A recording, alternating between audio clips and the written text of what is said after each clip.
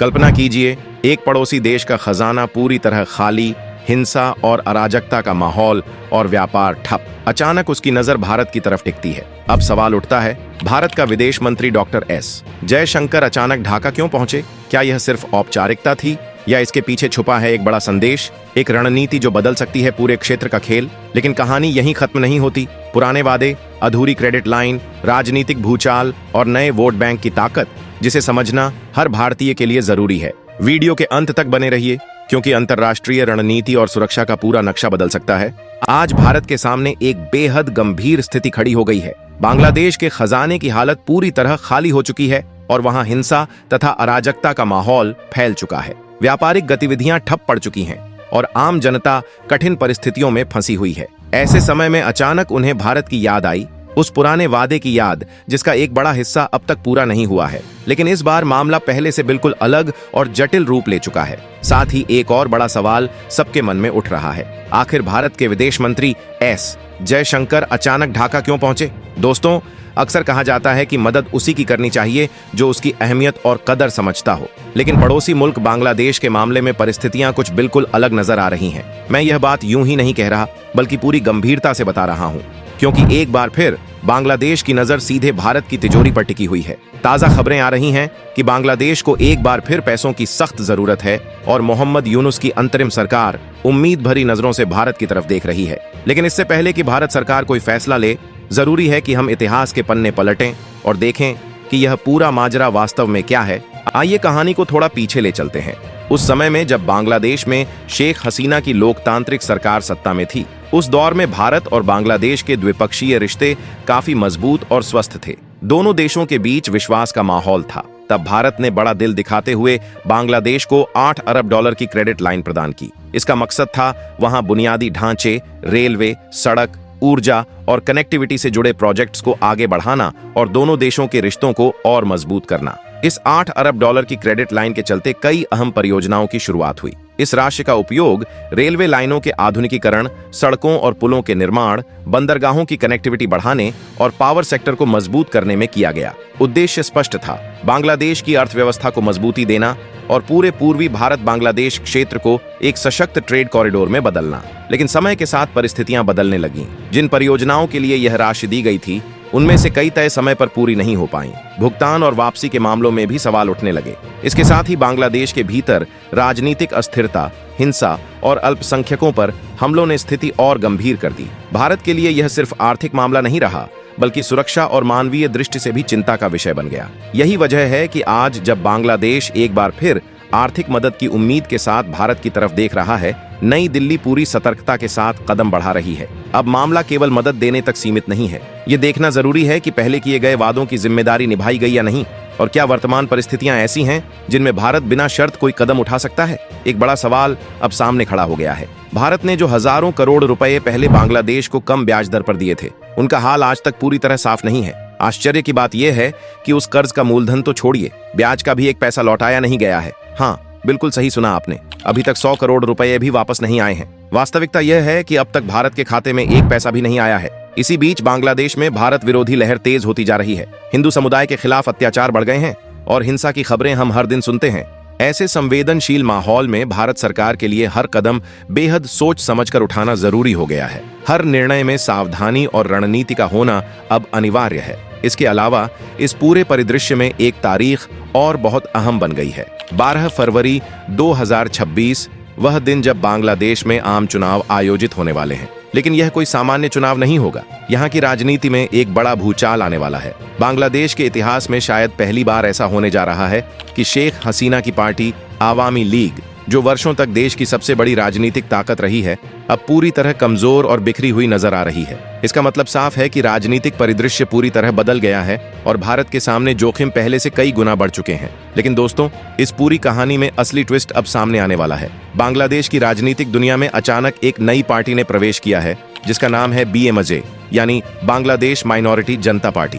इस नई पार्टी की एंट्री से राजनीतिक समीकरण पूरी तरह बदल गए हैं और अब यह देखना होगा कि आगामी चुनाव में यह पार्टी किस तरह की भूमिका निभाती है और भारत के लिए इसके क्या परिणाम हो सकते हैं। बांग्लादेश में इस नई पार्टी के गठन को लेकर मोहम्मद यूनुस की अंतरिम सरकार बेहद चिंतित और घबराई हुई नजर आ रही है। इसका मतलब है कि राजनीतिक परिदृश्य पूरी तरह बदल चुका है और भारत के सामने जोखिम पहले से कई गुना बढ़ गए हैं। लेकिन दोस्तों, यूनुस सरकार का यह भी आरोप है कि यह पार्टी वास्तव में भारत की भाजपा की शाखा ही है, जिसे भारत सरकार फंडिंग प्रदान कर रही है। उनका तर्क है कि यह नई पार्टी वहां की 2.5 करोड़ हिंदुओं की आबादी को एकजुट कर रही है। अब यहाँ गणित बहुत ही दिलचस्प हो जाता है।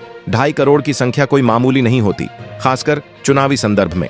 यूनुस और उनकी टीम को असली डर यही है कि जिस तरह भारत में हिंदू वोट एकजुट होकर चुनावी नतीजों को बदल देता है, अगर बांग्लादेश में भी यह विशाल वोट बैंक BMJ की ओर चला गया तो 12 फरवरी 2026 को होने वाले चुनाव के नतीजे पूरी तरह पलट सकते हैं। यही वजह है कि यूनुस सरकार लगातार भारत पर आरोप लगा रही है। एक बात तो तय है कि अगर यह माइनॉरिटी वोट बैंक वास्तव में किंग मेकर बन गया तो आने वाले समय में बांग्लादेश की सत्ता की चाबी किसी और के हाथ में जा सकती है। ऐसे में सवाल उठता है कि क्या भारत को अपने पुराने वादे के अनुसार बाकी बचे $3 अरब दे देने चाहिए या पहले पुराने 1000 करोड़ का हिसाब किताब मांगना चाहिए। साथ ही यह भी देखना होगा कि क्या यह पैसा हिंदुओं की सुरक्षा जैसी शर्तों के साथ ही दिया जाए। अब दोस्तों, बढ़ते हैं अगले बड़े और चौंकाने वाले अपडेट की तरफ। आखिर क्यों भारत के विदेश मंत्री डॉक्टर एस जयशंकर अचानक ढाका पहुंचे? असल में प्रधानमंत्री नरेंद्र मोदी का एक विशेष संदेश लेकर डॉक्टर एस जयशंकर व्यक्तिगत रूप से ढाका पहुंचे।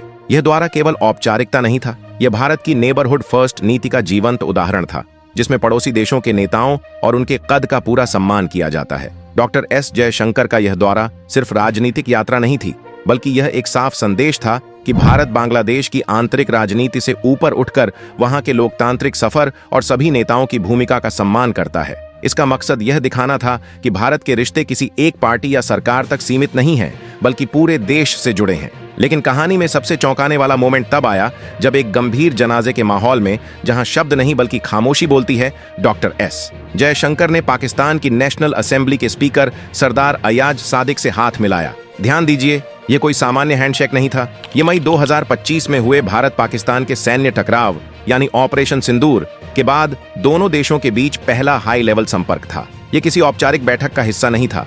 कोई बातचीत नहीं हुई, कोई समझौता नहीं हुआ और कोई आधिकारिक बयान जारी भी नहीं किया गया, केवल एक हाथ मिलाना। लेकिन कूटनीति की दुनिया में उस एक हाथ मिलाने की क्रिया का महत्व बेहद बड़ा माना जाता है। तकनीकी दृष्टि से देखें तो यह केवल शोक सभा में अपनाई जाने वाली शिष्टाचार की परंपरा थी। हालांकि पाकिस्तान की मीडिया ने इस हाथ मिलाने की घटना को सीधे सीधे एक डिप्लोमेटिक ब्रेकर थ्रू के रूप में पेश किया और इसे बड़े हेडलाइन में प्रकाशित किया। भारत के लिए यह क्षण स्पष्ट संदेश था कि भले ही तनाव और विवाद हों, लेकिन संयम बनाए रखा जा सकता है और न्यूट्रल ग्राउंड पर कूटनीति अभी भी जिंदा है। कभी कभी कूटनीति सबसे अधिक तब बोलती है जब वह शब्दों के बिना ही दिखाई देती है। यही भारत की संतुलित विदेश नीति की असली पहचान है। संवाद को टकराव से ऊपर रखना, सम्मान को रणनीति का आधार बनाना और अंतर्राष्ट्रीय रिश्तों को अस्थायी राजनीति से परे ले जाना। जब राजनीति में शब्द तीखे हो सकते हैं, तब भी भारत यह स्पष्ट संदेश देता है कि सम्मान की भाषा हमेशा चालू रहती है। प्रधानमंत्री नरेंद्र मोदी का संदेश केवल कागज पर लिखा औपचारिक शब्द नहीं था। इसे भारत के विदेश मंत्री डॉक्टर एस जयशंकर ने खुद बेगम खालिदा जिया के पुत्र तारिक रहमान को व्यक्तिगत रूप से सौंपा। यहीं से इस पूरी घटना की गंभीरता स्पष्ट होती है। यह कदम इस बात का संकेत है कि भारत इस रिश्ते को कितनी गहराई से समझता है। मोदी सरकार चाहती तो केवल एक आधिकारिक प्रेस रिलीज जारी करके औपचारिकता पूरी कर सकती थी, लेकिन भारत ने वह विकल्प नहीं अपनाया। संदेश दिल्ली से कागज पर नहीं गया, बल्कि डॉक्टर एस जयशंकर स्वयं ढाका जाकर इसे हाथों हाथ सौंपे। कूटनीति में कई बार शब्दों से अधिक मायने, तरीके और दृष्टिकोण के होते हैं और भारत ने इसे अपनाकर एक मजबूत संदेश भेजा। डॉक्टर एस जयशंकर ने साफ शब्दों में कहा कि भारत बांग्लादेश की लोकतांत्रिक यात्रा में बेगम खालिदा जिया की भूमिका को सम्मान की दृष्टि से देखता है। यह केवल एक बयान नहीं था, बल्कि एक स्वीकारोक्ति थी। भारत की तरफ से यह मान्यता थी कि खालिदा जिया केवल किसी पार्टी की नेता नहीं है, बल्कि बांग्लादेश के राजनीतिक इतिहास का एक अहम हिस्सा है। यदि इस दौरे को गहराई से देखा जाए तो इसके कई स्तर सामने आते हैं। यह केवल संदेश देने का माध्यम नहीं था। भारत ने यह स्पष्ट कर दिया कि वह बांग्लादेश की राजनीति को किसी एक पार्टी, धड़े या सत्ता केंद्र तक सीमित नहीं देखता। भारत का रिश्ता सरकारों से नहीं, बल्कि पूरे देश, उसके लोकतंत्र और राजनीतिक इतिहास से है। यही कारण है कि यह द्वारा शोर मचाने वाला नहीं था, लेकिन इसका प्रभाव बहुत गहरा रहा। जहां अक्सर राजनीतिक फासले खींचे जाते हैं, वहां भारत ने पुल बनाने का काम किया और यही वास्तव में कूटनीति की ताकत है। तो दोस्तों, आप इस पूरे मुद्दे को कैसे देखते हैं? कमेंट में अपनी राय जरूर बताइए। दोस्तों, इन सभी बातों की न तो भारत सरकार की तरफ से कोई आधिकारिक पुष्टि की गई है और न ही बांग्लादेश सरकार की ओर से इस संबंध में कोई स्पष्ट बयान सामने आया है। हाथ मिलाने के पीछे की मंशा, संदेश के राजनीतिक मायने और भविष्य में रिश्तों पर पड़ने वाला प्रभाव, इन सब पर अभी कोई औपचारिक दस्तावेज या सरकारी घोषणा उपलब्ध नहीं है। इसलिए यह जरूरी है कि हम तथ्यों और अनुमानों के बीच फर्क समझें। जब तक किसी भी पक्ष की तरफ से आधिकारिक पुष्टि नहीं होती, तब तक इन बातों को अंतिम सच मानना सही नहीं होगा। अगर आपको यह वीडियो पसंद आया हो तो लाइक, शेयर और सब्सक्राइब करना न भूलें। धन्यवाद।